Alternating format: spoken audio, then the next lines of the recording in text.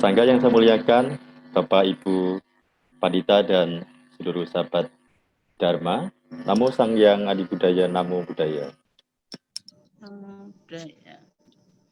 Ya, sekali lagi terima kasih untuk undangan dan juga kesempatannya. Mari saya akan share screen untuk materinya. Ya, hari ini kita akan membicarakan tentang diri kita sendiri ya. Jadi kita tidak bicara tentang hal yang lain, tapi hari ini kita akan berbicara tentang diri kita sendiri. Yang saya yakin semua hal yang nanti akan kita bicarakan ini adalah hal yang memang kita sudah alami dan bahkan mungkin baru dialami. Atau bahkan mungkin baru dialami gitu yang atau saat ini sedang mengalaminya gitu ya. Nah, yaitu berkaitan dengan kecemasan. Saya akan berbagi tentang seni mentransformasi kecemasan. Seni kecemasan ini sebuah teknik yang cukup menarik ya dari Buddha yang sudah diajarkan sekian lama gitu, dan kita coba nanti untuk pahami kembali apa yang sebenarnya diajarkan Buddha dalam hal teknik terkait kecemasan. Saya sangat bahagia sekali saat ini juga dihadiri ada ini Romo Ming An, luar biasa sekali. Terima kasih Romo.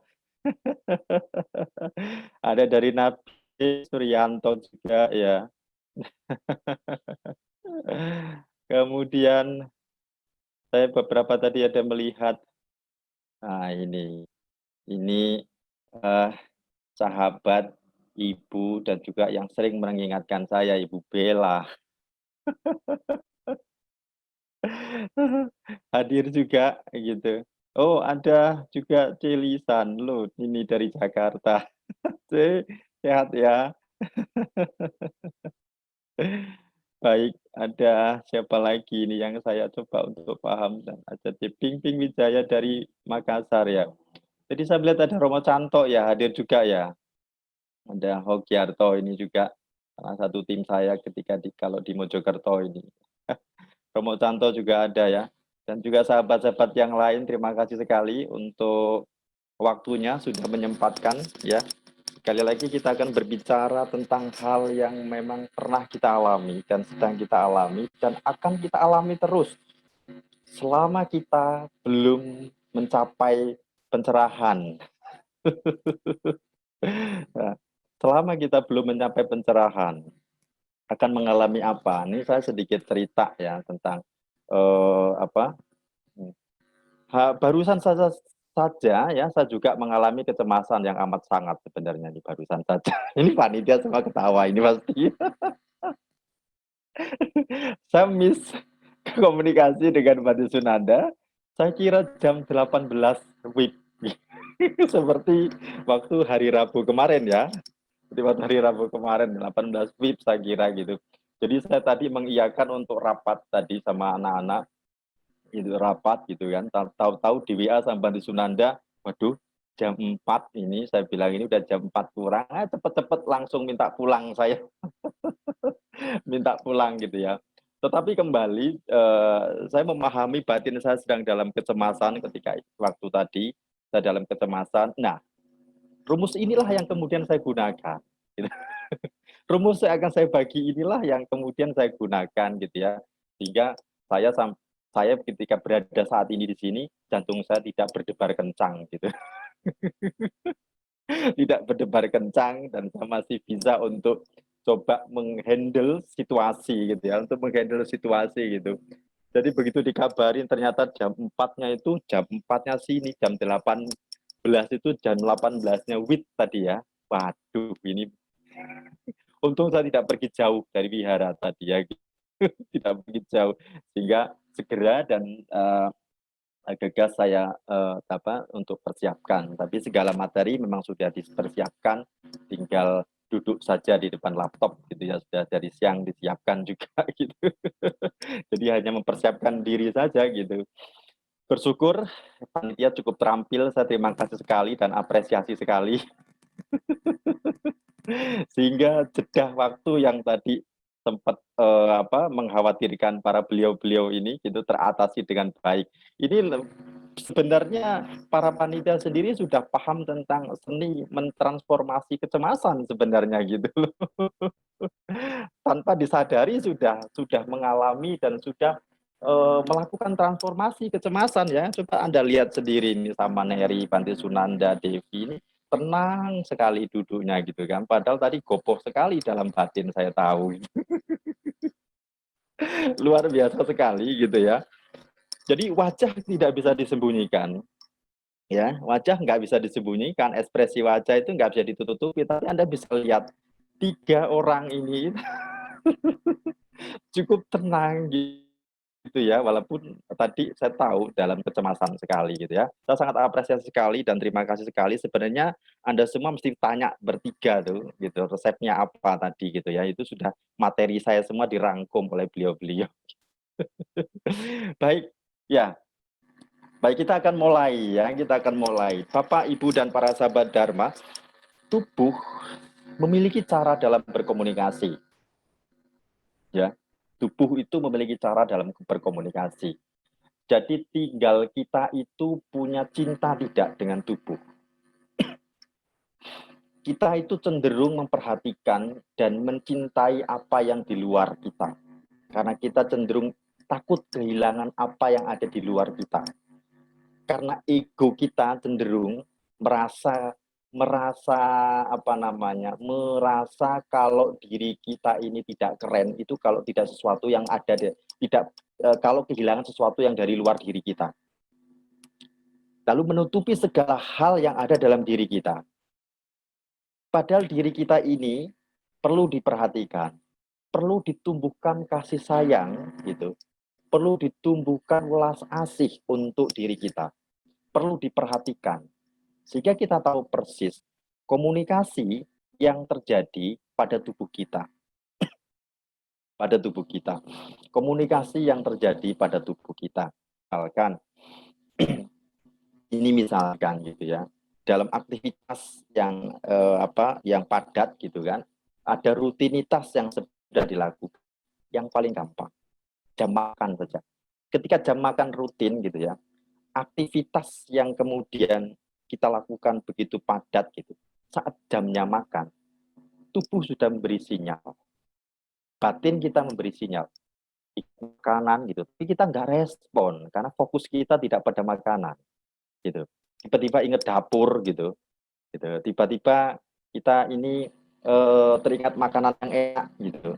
Atau tiba-tiba kalau sampai dengan pikiran saja tidak juga memahami komunikasi yang saat itu keadaan saat itu terjadi, tubuh mulai bereaksi, bunyi perutnya gitu kan. Baru mulai menyentuh indria kita. Indria ini rasanya kok pingin, indria lidah kita ini rasanya pingin pingin disayang. Indria lidah ini pingin disayang. Nyayangnya itu kan kalau indria lidah ini dengan makanan sih. Pingin makan gitu loh. Pingin makan. Kalau indria lidah ini juga masih tidak peka, baru bunyi kerucuk-kerucuknya itu baru bunyi. Ini adalah komunikasi tubuh sebenarnya. Termasuk hal yang lain juga. Ketika kita mengalami ketidaktenangan, ketegangan pada batin, juga tubuh memberikan reaksi yang sama. Ketidaknyamanan pada perut, mudah-mudahan ini para panitia tidak perutnya tadi tidak bermasalah ya, tidak bermasalah gitu ya. Jantungnya berdebarnya pun normal kembali sekarang. Saya yakin sekali ya, saya paham sekali dengan wajah-wajah yang cukup bahagia ini gitu. Ya, jadi sinyal-sinyal dalam tubuh itu sudah muncul sebenarnya ketika kita itu mengalami sesuatu pada batin kita. Pada batin. Contoh saja ketika Anda mengalami misalkan ada ketakutan saja, ada ketakutan. Badan itu langsung terasa dingin. Ya tidak, ya kan? Nah, badan kita terasa dingin. Itu yang amat sangat. Kadang menjadi kaku bahkan badan kita. Mau jalan, mau apa itu nggak bisa. Nah, ini sebenarnya sinyal-sinyal tubuh. Sinyal-sinyal tubuh yang sudah memberikan gambaran komunikasi bahwa ada sesuatu yang terjadi pada batin kita yang sebenarnya Ini segera harus kita hadapi. Nah, ini maka hari ini saya akan berbicara tentang apa itu tentang kecemasan. Kita pahami dulu tentang kecemasan sebelum kita masuk ke dalam bagaimana seni mentransformasi kecemasan. Kita akan pahami dulu kecemasan. Siapa yang pernah mengalami kondisi seperti ini? Betul-betul sangat depresi sekali ini. Betul-betul sangat depresi sekali ya. Sudah tidak bisa melakukan apapun, tapi sangat mengkhawatirkan sesuatu. Sangat takut terhadap sesuatu yang terjadi. Gitu. Dia sangat takut terhadap sesuatu yang mungkin akan terjadi. Mungkin akan terjadi. Terhadap sesuatu yang mungkin akan terjadi. Sehingga perasaan tidak menyenangkan. Perasaannya tidak menyenangkan. Berupa ketidaktenteraman. Dan kegelisahan menyelimuti batinnya. Menyelimuti batinnya. Tetapi ketika itu tidak bisa melakukan sesuatu, tidak bisa lagi melakukan sesuatu. Ini yang dinamakan sebagai kecemasan. Nah, ini terjadi. Saya yakin hari ini juga semua pada mengalami hari ini. Hal-hal kecil saja, dari hal-hal kecil saja, pasti mengalami. Hal-hal kecil saja, itu pasti Anda mengalami. Perasaan tidak menyenangkan, berupa ketidaktentraman dan kegelisahan itu terhadap sesuatu yang mungkin ketika itu menakutkan gitu, ada takut sesuatu terjadi ya. Ketakutan itu kan sesuatu yang belum terjadi, itu kan ketakutan itu. Nah, inilah yang disebut sebagai kecemasan. Jadi kecemasan harus kita pahami adalah perasaan, ini berupa perasaan. Nah, kalau kita pahami lagi dari mana datangnya perasaan, bukan dari mata turun ke hati, bukan. Dari mana datangnya perasaan? Nah, kita paham ya, di dalam kebenaran mulia kedua itu, ketika kita bicara tentang sebab duka, di sana kita bicara tentang paticca samuppada. Paticca samuppada. Munculnya perasaan ini adalah dari kontak. Kontak, kalau kita bawa ke belakang, dari kontak. Ya. Karena batin kontak dengan objek muncul perasaan. Menyenangkan atau tidak menyenangkan atau netral. Nah, dari mana kontak ini? Dari indria, karena kita punya indria. Dari mana indria ini? Karena kita ini punya nama dan rupa. Dari mana nama rupa ini? Nah, diruntun lagi sampai ke belakang. Ya. Adanya kesadaran, adanya bentuk-bentuk pikiran, nah ujungnya ini kebodohan, kedunguan. Maka sebuah karma yang namanya karma baik atau buruk itu muncul ketika ada kebodohan dan keinginan. Nah, apa kaitannya nanti dengan keinginan? Baik, dari perasaan ini, dari perasaan baru, dari pasa baru ke tanha, keinginan. Gitu. Dari perasaan baru pada muncul kemudian keinginan. Dari perasaan senang ataupun tidak senang ataupun netral, ada keinginan menolak atau menikmati. Menolak atau menikmati atau membiarkan saja. Atau membiarkan saja gitu. Nah, ini keinginan, maka dikatakan dalam kebenaran kedua itu sebabnya adalah keinginan. Kenapa? Dari keinginan inilah kemudian ada upadana, kemelekatan. Ada kemelekatan. Melekat terhadap baik itu yang menyenangkan atau yang tidak menyenangkan. Melekat. Dari kemelekatan inilah ada bawa. Ada sebab yang akan menjadikan kelahiran. Kemudian muncullah kelahiran, usia tua, sakit, kematian gitu. Kemudian bertemu dengan yang tidak disenangi, berpisah dengan yang disenangi, tidak mendapatkan apa yang diinginkan. Nah, ini yang kemudian muncul berlanjut sehingga mengikat kita pada samsara. Kecemasan ada di mana? Kecemasan itu ada pada perasaan. Mengapa muncul kecemasan? Karena kita punya perasaan. Kenapa ada perasaan? Karena ada kontak. Kenapa ada kontak? Karena kita punya indria. Kenapa ada indria? Karena kita punya tubuh dan batin ini loh. Karena kita punya tubuh. Gitu. Jadi kita harus pahami juga kecemasan ini sendiri hal yang sangat alami. Ini pertama yang kita harus pahami. Kecemasan itu adalah hal yang sangat-sangat alami. Ketidak menyenangkan dalam perasaan itu hal yang sangat alami. Sangat alami. Maka perasaan menyenangkan atau tidak menyenangkan ini adalah hal yang alami. Hal yang alami ini, nah nanti kita akan pahami dalam bagaimana menghadapi. Pahami dulu ini ya. Jadi kecemasan ini adalah perasaan yang tidak menyenangkan. Perasaan muncul dari kita kontak dengan objek. Kita kontak dengan sesuatu yang menimbulkan ketidakjelasan sehingga ada perasaan tidak menyenangkan. Disitulah terjadi ketidaktentraman dan kegelisahan. Itu apalagi kita di sana kemudian begitu kontak dengan objek itu kita punya harapan di sana, punya keinginan harusnya nanti seperti ini, harusnya seperti ini. Kenapa kok masih seperti ini, belum begini gitu. Bergelut dengan berbagai macam keinginan. Nah, ingat Buddha katakan tidak mendapatkan apa yang diinginkan ini penderitaan. Kembali, tidak mendapatkan apa yang diinginkan ini perasaan yang tidak menyenangkan. Perasaan yang tidak menyenangkan. Jadi ketika kita bicara tentang kecemasan, sebenarnya kita ini bicara tentang duka.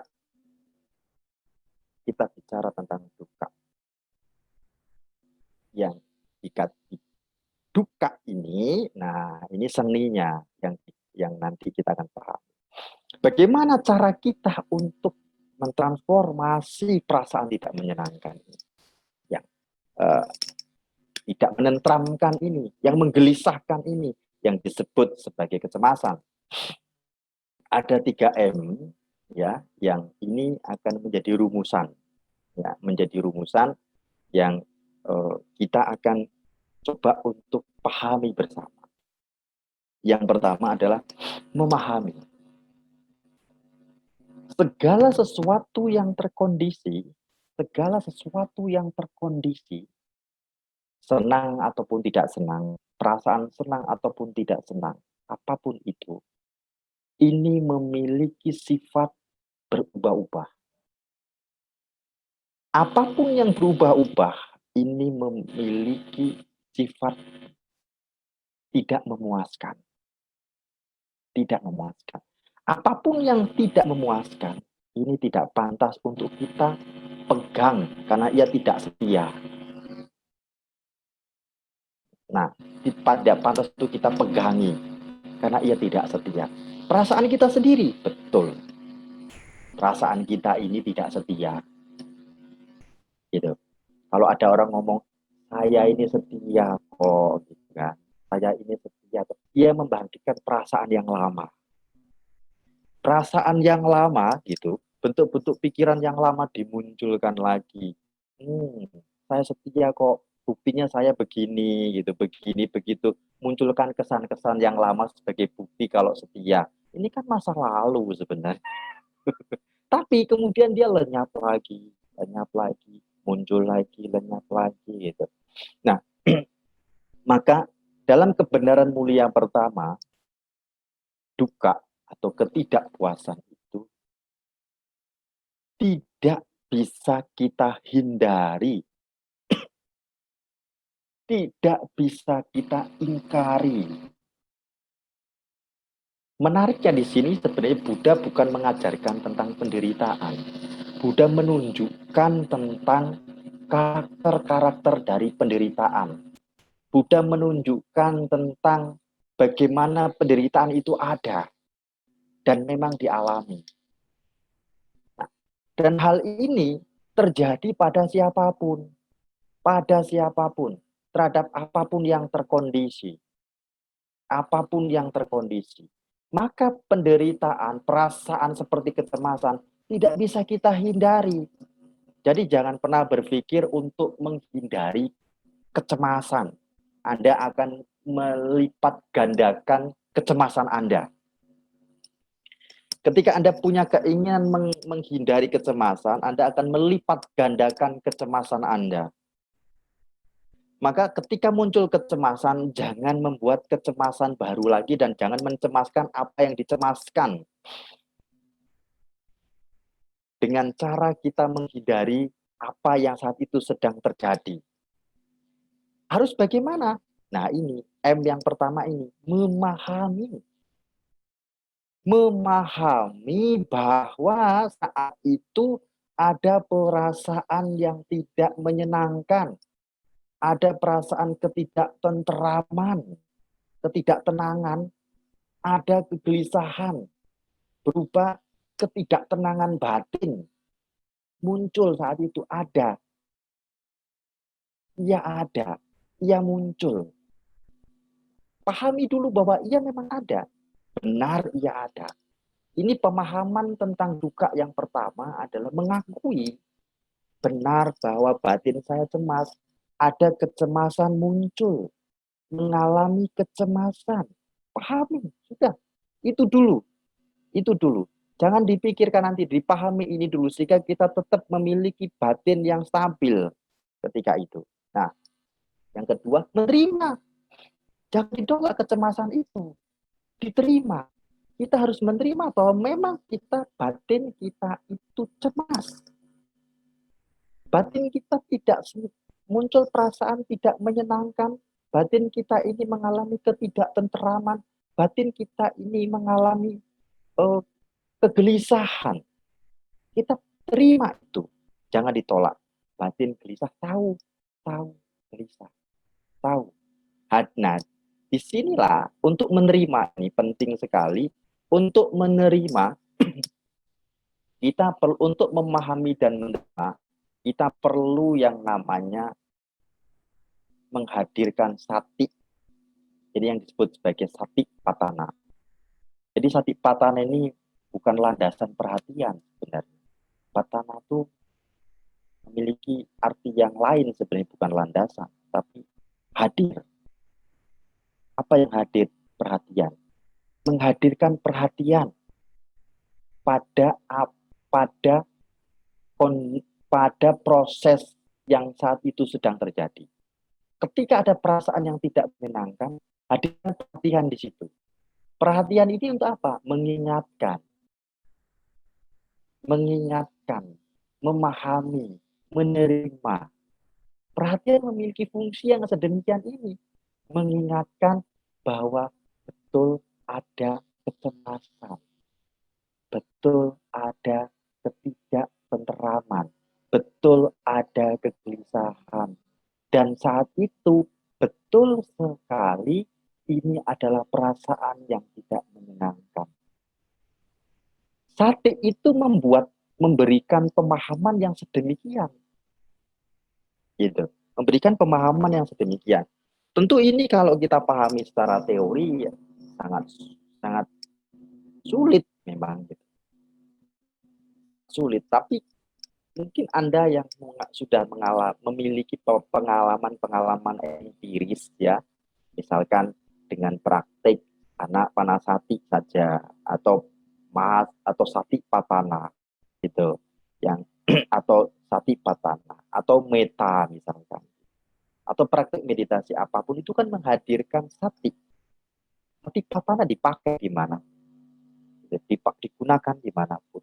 Hanya memang proporsi yang cukup kuat digunakan adalah ketika kita itu mempraktikkan satipatthana, dalam ini adalah vipassana.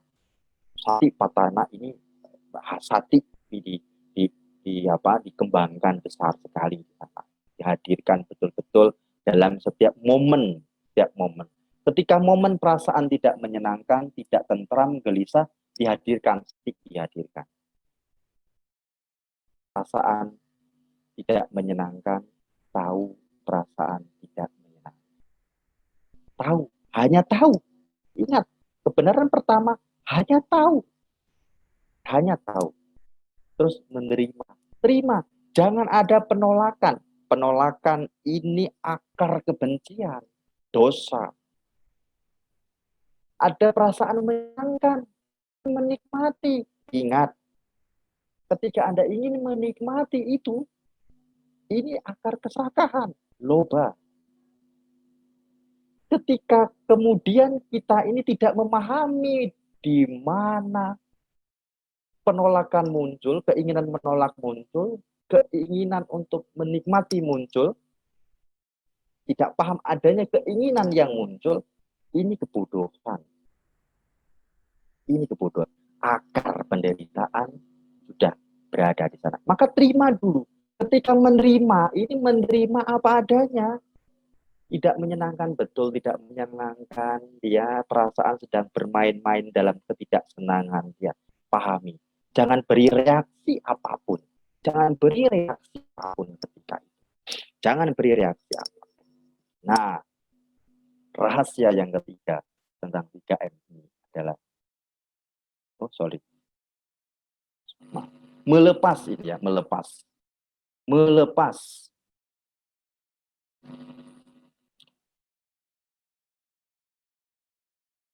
Melepas. M yang ketiga ini adalah melepas. Saat itu kemudian kita melepas. Ketika kita sudah memahami, menerima, lalu kita melepaskan. Dengan tidak memunculkan keinginan apapun, baik menolak, menerima, itu dan memahami ketika itu bahwa ada keinginan untuk ada perasaan tidak menyenangkan ini muncul, kita paham ketika itu. Kemudian kita memahami dan menerima, saat itu kita melepaskan. Ingat, di awal tadi saya katakan, segala sesuatu termasuk perasaan kita itu sendiri, itu memiliki sifat berubah. Muncul, berlangsung, lenyap. Muncul, berlangsung, lenyap. Tinggal ditunggu saja. Tinggal ditunggu saja. Gitu. Jangan beri reaksi apapun, Anda cukup hadirkan perhatian di sana, tahu ada perasaan tidak menyenangkan muncul. Menerima, memang ada perasaan tidak menyenangkan. Jangan ditolak, jangan. Dia sebentar lenyap. Bentar lagi ganti bentuk pikiran lagi, ganti perasaan yang baru lagi. Terus seperti itu dan seperti itu. Nah, 3 hal inilah sebenarnya yang kita lakukan di dalam kebenaran yang kedua. Dalam kebenaran mulia, 3 hal inilah yang kita lakukan dalam kebenaran yang kedua. Dan pertama, ketika yang pertama kita memahami, menerima, melepas, kita masuk dalam kebenaran yang kedua. Melepas itu kita masuk dalam kebenaran kedua. Ketika melepas itu kita menghentikan reaksi batin terhadap perasaan yang saat itu muncul. Maka tidak ada keberlanjutan tadi. Dari perasaan muncul, keinginan tidak ada, maka tidak ada yang namanya upadana, kemelekatan. Ketika kemelekatan tidak muncul, bahwa tidak ada. Keberlangsungan untuk muncul karma baru lagi tidak ada.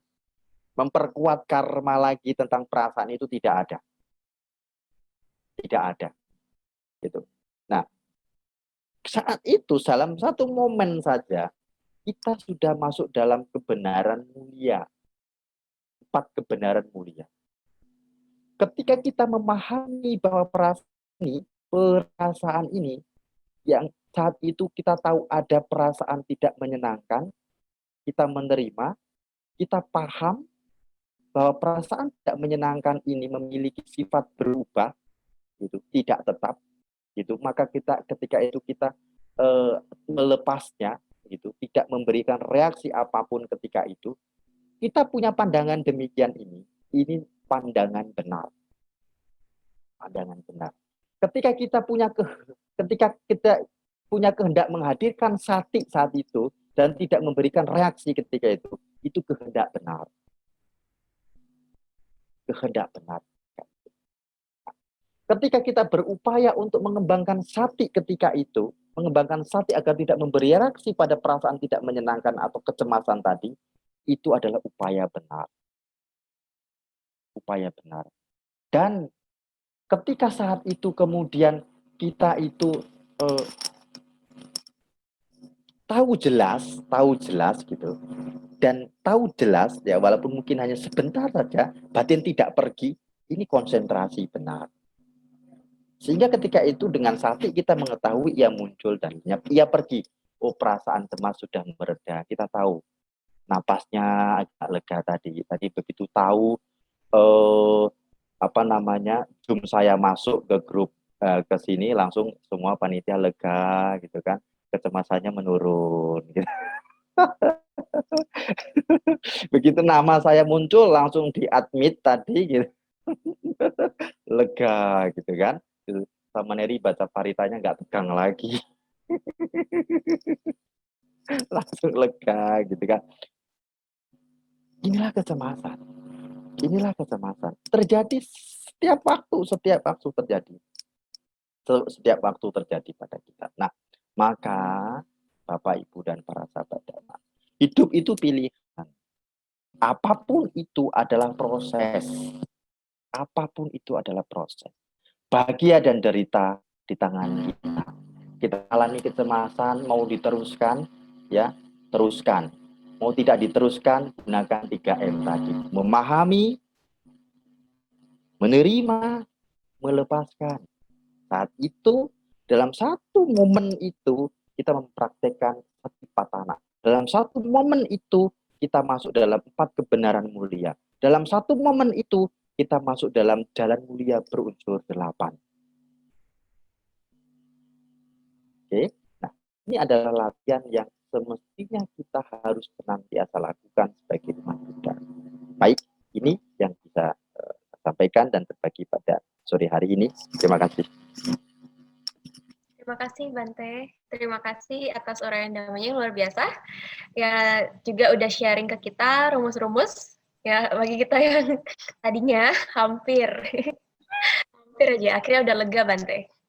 Bante sudah hadir. Ya, selanjutnya kita masuk ke sesi tanya jawab. Bagi Bapak Ibu, saudara-saudari yang ingin bertanya, dipersilakan untuk raise hand apabila ingin bertanya langsung atau dapat mengetikkan pertanyaan di kolom komentar nanti akan dibacakan kepada Bante. Ya, ada yang ingin bertanya?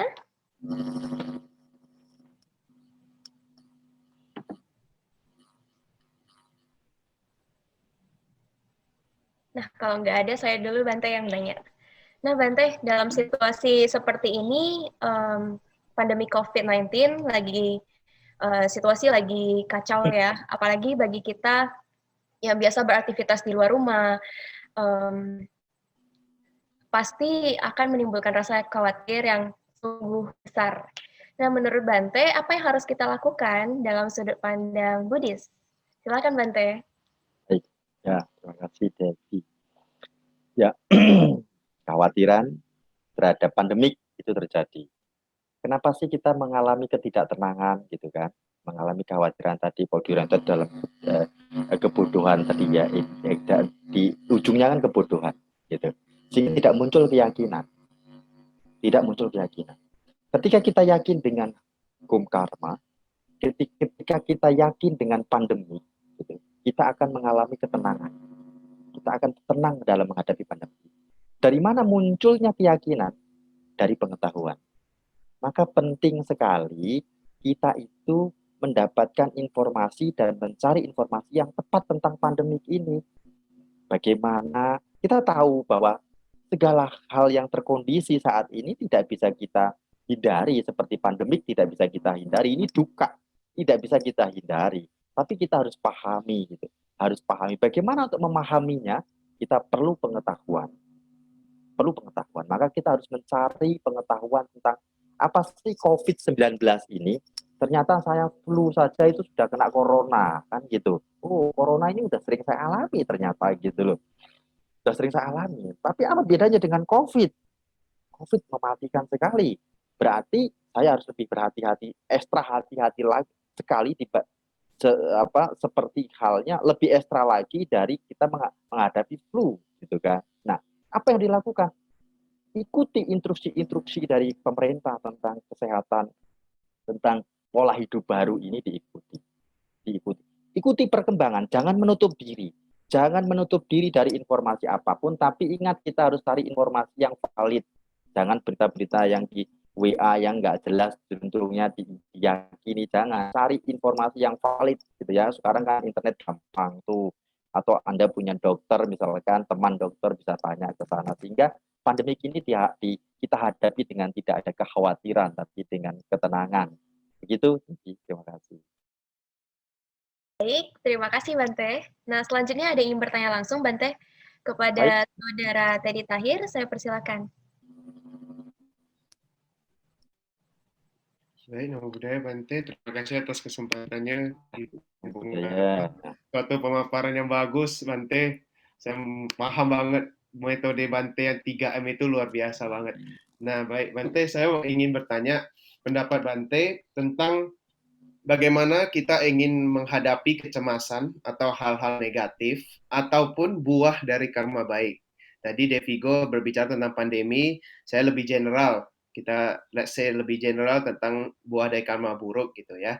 Nah, banyak masyarakat Buddhis yang langsung pasrah, lalu berdoa, lalu meminta-minta kepada Buddha, Dhamma, Sangha gitu kan.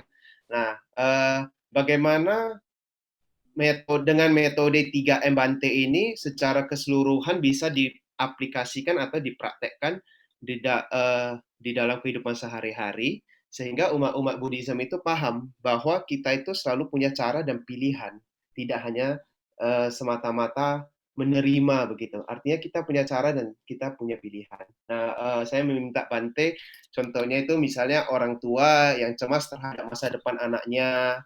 Terus kalau untuk anak-anak misalnya ada di room Zoom ini cemas untuk nilai misalnya. Lalu kalau ada remaja cemas apa yang akan dihadapi di masa depan gitu. Terima kasih Bante. Ya, baik. Dua hal yang tadi yang harus kita betul-betul pahami ketika kita melihat secara global dari tentang keadaan ketidakpastian tentang atau duka gitu ya. Dua hal. Yang pertama kembali bahwa munculnya kecemasan itu kan karena tidak ada keyakinan dalam diri, sehingga tidak tenang. Kembali akarnya adalah kebodohan. Perlu kita memahami, mencari pengetahuan sebanyak mungkin. Nah, ketika ke depan kita tahu bahwa segala sesuatu itu berubah, kita akan mengalami hal yang dinamakan sebagai tidak mendapatkan apa yang kita harapkan, dan kita harus siap dengan itu. Jadi ketika kita bicara yang ke belakang dan yang saat ini, kita harus paham bahwa kita akan mengalami kecemasan-kecemasan ini sampai kapan? Sampai kita itu mencapai arahat baru selesai. Sampai kekotoran batin kita itu hilang, kecemasan itu baru lenyap, gitu. Baru lenyap, gitu loh. Baru lenyap. Maka teruslah untuk berjuang mencari pengetahuan dalam hal apapun yang saat ini membuat kecemasan. Misalkan tadi orang tua terhadap anak. Ketika orang tua mungkin sulit untuk memahami hal ini. Coba ketika anak paham tentang hal ini, anak harus mendekat.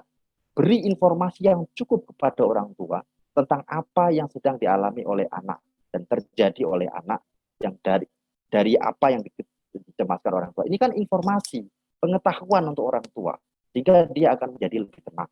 Gitu. Nah, hingga dia yakin anaknya akan baik-baik saja. Gitu. Anaknya akan baik-baik saja. Komunikasi dibangun di sana. Banyak hal, banyak elemen sebenarnya yang harus dipahami. Poinnya adalah pengetahuan. Poinnya pengetahuan sehingga muncul keyakinan terhadap kondisi apapun, sehingga tidak ada keraguan, sehingga batin kita tenang. Ke depan, yang kita harus pasti dan tahu bahwa segalanya tidak pasti. Dan ini kita harus siap dengan hal ini gitu. Siap dengan hal ini. Walaupun kita ini sudah menjaga kesehatan kita, ya menjaga tubuh kita, menjaga komunikasi kita, interaksi kita sudah dijaga, pola makan sudah dijaga. Kita ini harus paham bahwa kita ini masih mengalami sakit dan belum terbebas dari penyakit. Sehingga kemungkinan besar kalau kita untuk kena flu, kan corona toh gitu. Kemungkinan pasti kita kena COVID. Kemungkinan besar kita pun akan bisa kena gitu loh. kemungkinan besar. Saat ini tidak, kita tidak boleh bicara untuk, oh tidak, saya tidak mungkin kena. Tidak bisa. Ingat, kita masih mengalami sakit dan kita ini belum bebas dari penyakit. Dan ke depan ini adalah hal yang tidak pasti. Itulah yang pasti. Ini yang harus kita pahami. Sehingga dalam ketidakpastian ini, kita memahami tidak ada ketergesa-gesaan. Tidak ada ketergesa-gesaan. Begitu, Teddy. Terima kasih. Oke. Terima kasih. Ya, baik, Bante. Terima kasih tadi atas pertanyaannya. Selanjutnya, Bante, ada yang ingin bertanya dari kolom komentar. Dari Ibu Mar. Nama budaya Bante Sila kelihatan sangat mudah sekali, tapi kadang pelaksanaannya sulit, Bante. Pikiran kita perlu kita tenangkan, Bante. Namun, apa yang baiknya kita fokuskan agar dapat mengantisipasi keadaan yang kacau? Silakan, Bante. Ya, kalau kita ini semua sudah bebas dari kecemasan, kita sudah mencapai arahat ini. Dan proses untuk mencapai yang namanya bebas ataupun paling tidak kita mampu menghadapi dan memahami kecemasan, ini perlu waktu. Kenapa? Kita itu punya kebiasaannya itu apa sih? Batin kita ini punya kebiasaan kalau nggak menikmati, menolak. Reaktifnya kan seperti itu. Reaktifnya batin seperti itu. Gitu. Dengan kondisi apapun begitu tidak menyenangkan, kita langsung buru-buru menolak. Gitu. Ketika sudah menolak, muncul pikiran-pikiran yang negatif. Ini kan sudah menjadi habit yang sudah sekian lama. Nah, maka kita perlu merubah habit kita ini gitu loh. Punya pikiran yang positif gitu, punya pikiran yang positif. Kita harus tahu bahwa maka ini sebuah proses, tidak bisa serta-merta kita cepat. Maka saya katakan betul sekali tadi yang disampaikan bahwa ini sesuatu yang tidak mudah karena ini tidak bisa hanya diceritakan, tapi harus kita praktikkan tahap demi tahap. Maka saya katakan tadi di akhir, hidup ini proses pilihan, itu adalah sebuah proses. Sebuah proses. Saat ini belum, coba Anda berlatihlah meditasi. Gitu. Anda akan mudah untuk menghadapi situasi. Maka bagaimana menghadapi situasi apapun, pertama lakukan, jangan memberi reaksi apapun ketika kita sedang menghadapi kondisi apapun itu. Apalagi kondisi yang ketika itu misalkan menegangkan. Ingat, jangan memberi reaksi apapun. Yang paling mudah begini, ketika ada orang misalkan dengan kita itu tiba-tiba marah gitu, tiba-tiba marah. Ingat, jangan memberi reaksi apapun. Kita diam dulu saja. Diam, dengarkan. Apa sih yang dimaksud? Apa sih yang diinginkan gitu. Jangan beri reaksi apapun. Jangan buka pintu untuk dimasuki kemarahan. Itu batin kita ini. Nah, maka dalam situasi apapun, ingat jangan reaktif. Jangan reaktif dulu. Jangan buru-buru kita menghakimi sesuatu, jangan. Lihat dulu. Tahu dulu dengan pasti apa ini, baru kita bisa memutuskan harus bagaimana. Hal seperti ini pun perlu sebuah pembiasaan. Perlu sebuah pembiasaan. Jadi, segala sesuatu itu bukan kita tidak bisa. Segala sesuatu itu karena kita tidak biasa. Dan yang tidak biasa ini perlu kita biasakan, termasuk menghadapi kondisi apapun itu.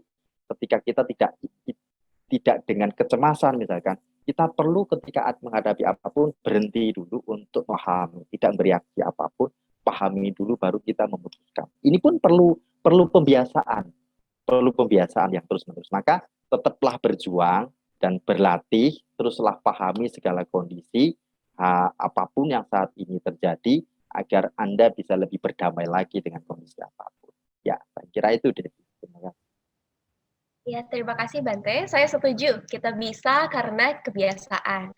Ya, terima kasih juga kepada Ibu Mar atas pertanyaannya. Selanjutnya Bante, pertanyaan dari saudara atau saudari Huang. Izin bertanya Bante, apakah ada teknik atau cara mengelola stres sesuai Dhamma? Seperti kita ketahui, jika stres sangat berat, tentu sangat sulit untuk bermeditasi. Silakan Bante. Nah, baik. Ketika Anda sedang mengalami stres, ya berat apalagi gitu, sampai ininya itu berlipat-lipat 8, ada jalan mulia berunsur 8 di sini lipatannya gitu. Jika sampai seperti itu mengalaminya gitu ya, kondisinya gitu, jangan punya keinginan meditasi. Keinginan itu akan membuat Anda semakin stres. Terus apa yang dilakukan? Lakukan saja instruksi meditasi. Ini dua hal yang berbeda. Muncul keinginan kuat untuk meditasi tujuannya supaya tenang. Justru keinginan untuk tenang itu malah membuat ketegangan. Keinginan untuk tenang itu membuat ketegangan. Maka apa yang dilakukan? Sudah duduk saja. Seperti gelas ya. Saya kebetulan ada contohnya. Ketika misalkan botol ini ada airnya. Ada airnya. Misalkan saya kasih kotoran, gitu. Saya kasih kotoran, botol ini saya kasih kotoran. Untuk menenangkan ini, saya tidak perlu memaksakan dia untuk tenang, untuk mengendapkan kotoran, saya tidak perlu supaya dia mengendap. Cukup saya kasih taruh tempat, saya pastikan tempat itu adalah tempat yang tidak akan goyang. Pastikan tempat itu tidak goyang, saya letakkan saja, saya biarkan saja. Maka dia akan tenang sendiri. Batin itu seperti itu. Jadi ketika mengalami stres yang tinggi, saran saya Anda duduk. Nggak bisa duduk, Bante, berbaring. Berbaring. Berbaring sudah lepaskan. Berbaring, rilekan semuanya, rilekan. Napas biarkan alami, jangan diatur juga. Biarkan alami. Batin kemana? Batin arahkan pada apa yang saat itu sedang menjadi objek batin. Pikiran yang muncul banyak, batin saya ke sana, batin perhatian saya ke sana. Udah perhatiin saja apa yang muncul. Jangan beri reaksi apapun, jangan ada keinginan apapun. Jika sudah bisa, ehi pasiko, undang ke dalam untuk melihat. Ehi itu kemari, lihat ke dalam. Ini kan satu dari 6 kualitas dharma, ehi pasiko. Undang, batin itu diundang, perhatian itu diundang. Hadirkan perhatian ke dalam. Kemana? Ke nafas kita. Biarkan nafas alami, cukup rasakan nafas ketika itu. Muncul bentuk pikiran lagi, ya sudah, hadirkan perhatian pada bentuk pikiran itu, tahu ia ada. 3M tadi gunakan. Memahami, menerima, melepaskan. Sudah mengendor kembali, kembalikan pada nafas. Udah pasti rileks. Pasti rileks. Setegang apapun ketika itu, lakukan saja hal ini. Pasti rileks. Latih terus seperti itu, latih terus. Ya, saya kira itu. Jadi terima kasih. Baik, terima kasih Bante atas penjelasannya. Ya, kemudian ke pertanyaan selanjutnya dari Ibu Diana. Namo Buddhaya Bante. Ada kalanya saya untuk menerima mudah, namun kok sulit melepas ya, terutama kenangan-kenangan yang tidak menyenangkan. Silakan Bante. Ya. Batin kita itu, pekerjaannya itu menikmati dan menolak. Batin kita itu pekerjaannya menikmati dan menolak. Menolak dan menikmati apa? Apapun yang muncul dan terlintas pada indera kita. Dia nikmati. Dia nikmati, bahkan kebencian pun dinikmati seumur hidup. Kebencian aja dinikmati seumur hidup gitu. Sampai-sampai nanti orangnya bersumpah, sampai mati saya tidak akan melupakan ini. Maka kalau lagi marah, ini tambahan. Kalau lagi marah, sumpahnya yang bagus. Gitu, sumpahnya yang bagus. Kalau orang itu benci sama kita, sumpahnya yang bagus. Sampai mati nanti dia senyum terus sama saya senyum juga sama dia. Sumpahnya harus begitu gitu. Jangan sampai mati saya tidak akan melupakan ini. Padahal yang dikatakan ini adalah hal yang tidak menyenangkan. Bayangkan itu diikat oleh yang namanya tadi. Muncul perasaan tidak menyenangkan, kemudian ada keinginan di sana, ada upadana, ada kelekatan. Kelekatan yang digenggam tadi adalah kebencian sampai mati katanya. Sampai mati. Ini bahaya sekali. Bahaya sekali kan yang ini hal yang yang perlu dipahami, sehingga sangat wajar sekali kalau kita itu sulit melupakan hal yang menyenangkan. Yang menyenangkan jangan dilupakan. Dan jangan pernah ingin melupakan apapun. Semakin Anda ingin melupakan, Anda semakin susah. Tapi berdamailah dengan apapun. Semakin Anda ingin melupakan hal yang tidak menyenangkan ataupun yang menyenangkan, Anda semakin sulit untuk melupakan. Tetapi ketika Anda semakin memahami bahwa itu pernah terjadi, dan saat ini seringkali muncul dalam ingatan, lalu menerima memang itu terjadi dan dia saat ini muncul, gitu. Lalu kemudian saat itu melepaskannya. Nah, ini kemudian dengan sendirinya kita berdamai. Bibit-bibit untuk tumbuh lagi itu enggak ada. Kalau tanaman itu, tanamannya itu betul-betul di apa namanya dikering gitu loh. Tanaman itu diletakkan di tempat yang tidak dia bisa tumbuh lagi. Nah, seperti itu ya. Jadi saat wajar sekali lagi ketika Anda tidak mampu melupakan yang kenangan-kenangan indah gitu. Malah jangan dilupakan deh kenangan indahnya gitu ya. Tapi jangan juga ingin melupakan. Berdamailah dengan baik hal yang menyenangkan ataupun hal yang tidak menyenangkan. Karena dengan berdamai itulah kita akan mudah untuk membawa dan menerima apapun yang ada. Oke. Ya baik, terima kasih Bante. Nah, jawaban dari Bante kita bisa tonton ulang nanti di YouTube untuk jadi reminder kita dalam keseharian ketika bertemu dengan hal-hal yang tidak menyenangkan, kita bisa putar ulang YouTube-nya di channel YouTube Dhamma Sakca. Jangan lupa di-subscribe. Ya, selanjutnya Bante, ada pertanyaan dari saudara Suryanto Nabire. Namo Buddhaya Bante, izin bertanya, apakah dalam Buddhis rasa cemas atau takut itu sesuatu yang negatif? Karena kadang-kadang rasa takut itu seperti warning atau penjaga agar kita terhindar dari masalah. Silakan Bante. Ya. Negatif dan positif ini hanya pembedaan saja. Mana yang membahayakan dan mana yang tidak membahayakan saja gitu ya. Segala objek apapun sebenarnya kalau kita mau pahami sebenarnya tidak ada yang positif dan negatif gitu kan.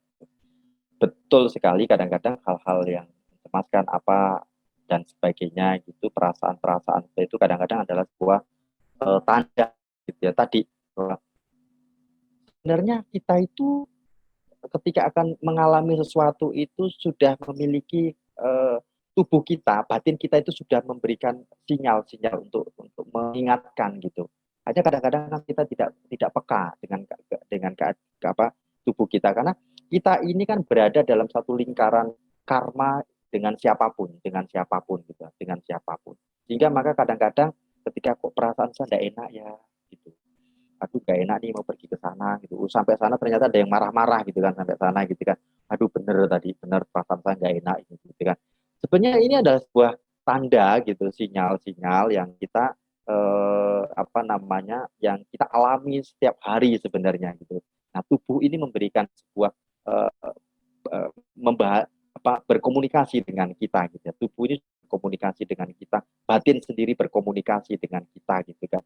Hanya kadang-kadang kita harus memunculkan hal-hal yang positifnya saja, positifnya yang dimunculkan. Semakin kita negatif, malah perasaan ini semakin tidak menyenangkan. Gitu. Walaupun muncul perasaan tidak menyenangkan, aduh mau ke sana kok nggak menyenangkan ya. Berpikirlah positif. Pikir positif itu bukan kemudian membalikkan fakta sebenarnya. Ini dua hal yang berbeda. Bukan membalikkan fakta, tetapi kita menerima apa yang ada ketika itu gitu. Sehingga misalkan begini, ada hal yang tidak menyenangkan contoh tadi.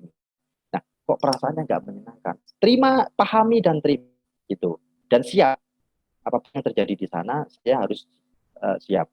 Begitu sampai sana ternyata ada kesalahpahaman dan kita dimarahi.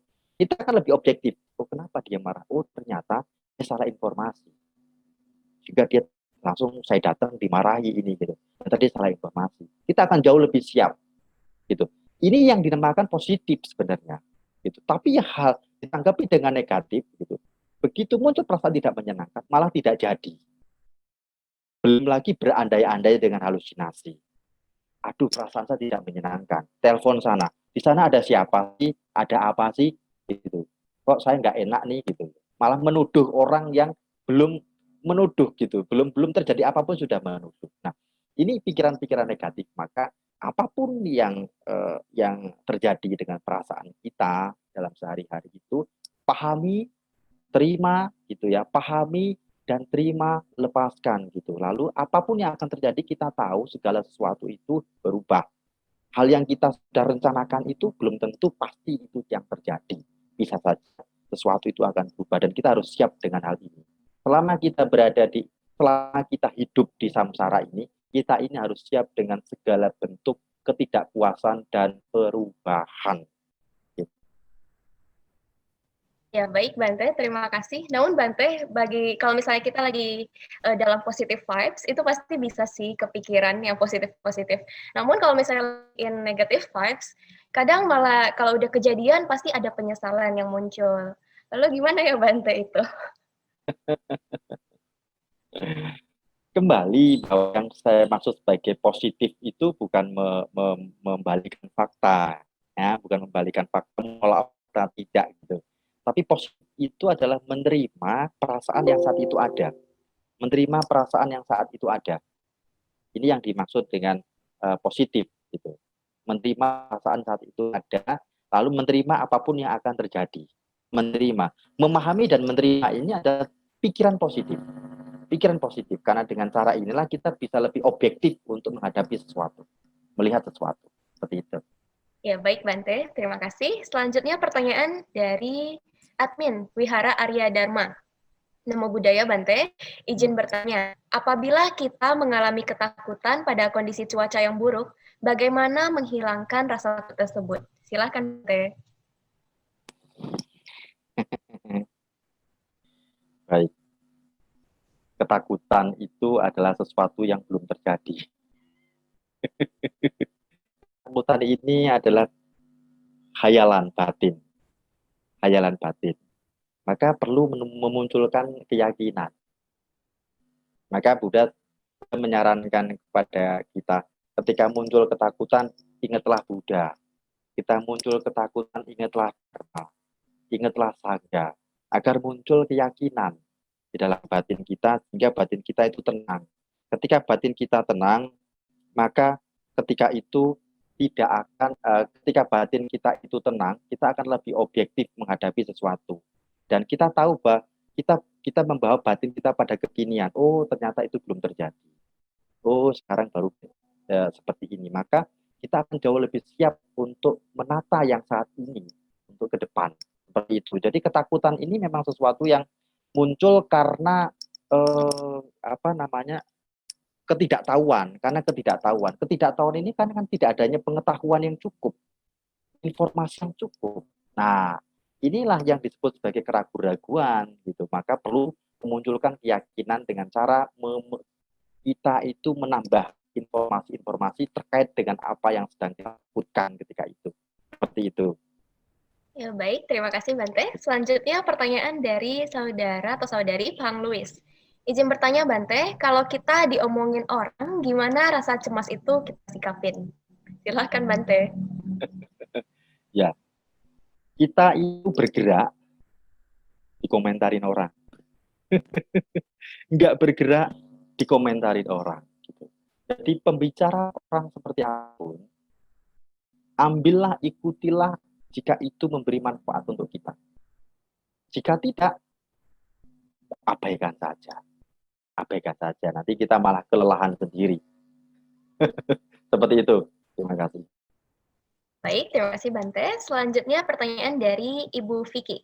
Namo Buddhaya Bante, kadang-kadang apa yang kita cemaskan terjadi dan akhirnya kita merasa bersalah. Apa yang harus kita lakukan Bante? Ya, saya katakan tadi perasaan itu adalah sinyal kadang-kadang kita itu tubuh itu sudah memberikan informasi ya, tubuh sudah memberikan informasi terhadap apa yang akan terjadi, termasuk batin kita juga demikian gitu, batin juga demikian. Hal yang sangat kita harus pahami dari sebuah duka yang sudah katakan adalah kita ini pasti dan sering terjadi tidak mendapatkan apa yang kita inginkan. Ini hal yang harus kita pahami dan ini adalah duka. Maka ketika kita sedang menginginkan sesuatu dan tidak mendapatkan, atau kita sedang merasakan sesuatu yang tidak menyenangkan gitu kan, kemudian kita tidak mengikuti, ketika ini kita tahu perasaan ini adalah perasaan yang tidak menyenangkan ketika itu gitu, lalu kemudian kita tidak ikuti dulu ke sana dan ternyata itu hal yang buruk terjadi ketika kita tidak ke sana. Sudah, kita punya karma masing-masing dengan siapapun itu. Kita punya karma masing-masing gitu. Kita punya pemahaman, punya potensi itu masing-masing. Maka terima apapun itu. Terima apapun itu. Karena penyesalan itu tidak akan pernah mengobati dan mengembalikan apa yang sudah terjadi. Tapi justru akan memberi luka-luka yang terus dalam buat diri kita. Maka ya maafkan. Maafkan kalau memang ketika itu ada hal yang sebenarnya ada perasaan tidak menyenangkan dan kita harus lakukan, ternyata tidak kita lakukan, kita putuskan untuk tidak lakukan karena muncul ketidakpahaman dan ketidaktahuan gitu. Jika kita tidak melakukan, ternyata terjadi sesuatu yang tidak menyenangkan. Maafkan diri kita, maafkan. Cara memaafkannya, akui kembali 3M tadi dipakai. Pahami, terima, lepaskan. Seperti itu. Baik, Bante, terima kasih. Selanjutnya ada yang ingin bertanya lagi, Bante, secara langsung kepada saudara Tekir, saya persilahkan. Baik, Bante. Saya mau bertanya lagi, boleh ya, Bante? Silakan. Baik, pemaparan Bante bagus sekali. Jadi banyak sekali pertanyaan yang muncul. Bante, ini pertanyaan saya itu, tadi kan akar permasalahan sudah Bante jelaskan, metode solusi juga banyak Bante berikan. Nah, gini Bante, saya mau bertanya, bagaimana supaya kan kita udah paham lah. Nah, sekarang gini, bagaimana kita bisa membagikan metode 3M tersebut kepada orang lain? Artinya bagaimana metode Bante tadi yang pahami, terima, maafkan, kita bisa spread to others sehingga orang lain itu bisa berkurang kecemasannya. Nah, artinya saya minta tips dari Bante supaya generasi-generasi muda seperti saya, Devi, itu bisa menginspirasi orang lebih banyak lagi. Terima kasih, Bante. Ini bagus sekali ya. Jadikan diri kita sebagai eksperimen. Ini yang pertama. Jadikan diri kita sebagai eksperimen. Maka Dharma itu untuk kita, bukan untuk orang lain. Ketika kita mempraktekkan Dharma untuk kita sendiri, itu manfaat kita rasakan sendiri, lalu orang juga yang di dekat kita merasakan juga kedamaian, dengan sendirinya kita akan menjadi role model bagi mereka. Maka kita nggak perlu menyampaikan, mereka akan bertanya dengan kita. Gitu. Mereka akan bertanya dengan kita. Ini satu kisah yang saya alami ya. Saya belajar bagaimana berdamai dengan kecemasan juga cukup lama, gitu ya. Jadi ketika saya dalam perjalanan, ketika saya ingin pergi ketika itu ke Jakarta, kemudian mendadak saya diundang harus datang ke satu tempat dan di sana sedang ada acara. Waktu sudah saya atur, saya ada waktu harus 1 jam kalau saya mau longgar ke airport. Tapi waktu itu ternyata acara agak molor sedikit. Ada waktu 1 jam, 1 jam itu sudah boarding. Saya sendiri belum sudah terlambat untuk check in gitu kan ketika itu. Dan apa yang saya lakukan? Apakah saya harus mengejar-ngejar dan mendorong supir supaya cepat? Tidak. Saya berjuang keras bagaimana saya berdamai dengan diri saya sendiri ketika itu. Dengan segala hal apapun, jantung yang tuk tuk tuk tuk tuk tuk gitu, acara juga gagal gitu kan, belum lagi ini hangus, ini uang sekian gitu. Saya abaikan itu semua, saya fokus dengan nafas, saya fokus dengan tubuh saya lakukan meta pada tubuh, saya lakukan meta pada tubuh, saya lakukan kemudian meta pada batin gitu. Saat itu saya berada di situ. Saya berada di situ. Dan kondisi sangat mepet sekali gitu. Kondisi sangat mepet sekali. Sampai orang yang bersama dengan saya ketika itu, Banti nggak cemas gitu loh. Saya ngomong, loh, waktu sudah begini kok, saya kalau ke sana saya nggak ketinggalan pesawat ya syukur. Kalau ketinggalan ya saya bagi. Saya sampaikan begitu. Saya sekarang harus siap-siap menginfokan ke pihak sana kalau saya ini mungkin akan telat gitu. Udah, jadi semua sudah ada persiapan. Semua saya kondisikan seperti itu. Gitu. Nah, untungnya begitu sampai di airport saya langsung pergi ke ujung sendiri, bisa check in langsung, lari masuk, pas lagi mau masuk pesawat, lagi ditunggu terakhir kali gitu. Nah, menariknya di situ adalah ini pengalaman yang sering kali juga terjadi gitu. Sering kali terjadi. Jadi di saat itulah kita itu punya momen di mana kita berlatih berdamai dengan kecemasan. Saya tidak mau menolak kecemasan yang ada itu. Selama 1 jam di mobil, saya gunakan untuk meta pada tubuh. Saya gunakan untuk meta pada tubuh, saya gunakan untuk meta pada batin, dan saya hanya bilang pada supirnya cuma bilang, saya nggak bilang cepet-cepet tidak, takutnya dia terburu-buru juga dan membahayakan. Saya hanya bilang, Pak, waktu saya cuma 1 jam. Bisa nggak jarumnya ke kanan dikit? Gitu. Jadi sembari bercanda gitu ya, sembari bercanda, bisa nggak jarumnya ke kanan dikit? Gitu. Biar nggak ngantuk kita gitu kan. Eh, itu yang saya mencari hiburan semacam itu, berdamai terus, dan ini menjadi habit yang kemudian tadi akan kita bisa untuk menghadapi kecemasan-kecemasan yang saat itu kita hadapi, seperti apapun itu kecemasan yang ada gitu. Nah, dengan cara beginilah kita itu bisa berbagi. Kita punya pengalaman. Saya tidak bisa berbagi banyak hal seperti ini kalau saya tidak mengalami sendiri tentunya. Repot kalau harus menghafalkan berbagai macam teori kan gitu. Repot sekali gitu. Tapi pengalaman inilah yang kita bisa kemudian bagi ketika diminta seperti ini, kita bisa berbagi. Gitu. Seperti itu, Teddy. Terima kasih. Berarti Bante intinya kita harus ehipasiko gitu ya Bante. Ya, kita harus menjadi eksperimen untuk diri kita sendiri terhadap Dharma.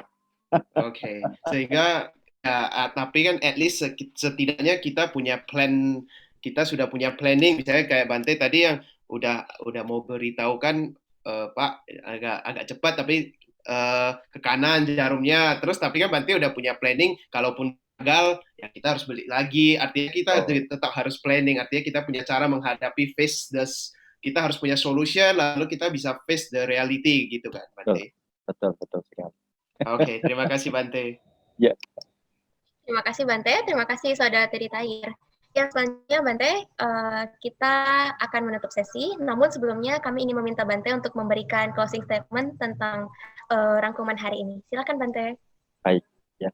Kecemasan adalah hal yang sangat alami. Kita tidak perlu menghindari, tapi harus dihadapi, diterima, dan dilepaskan.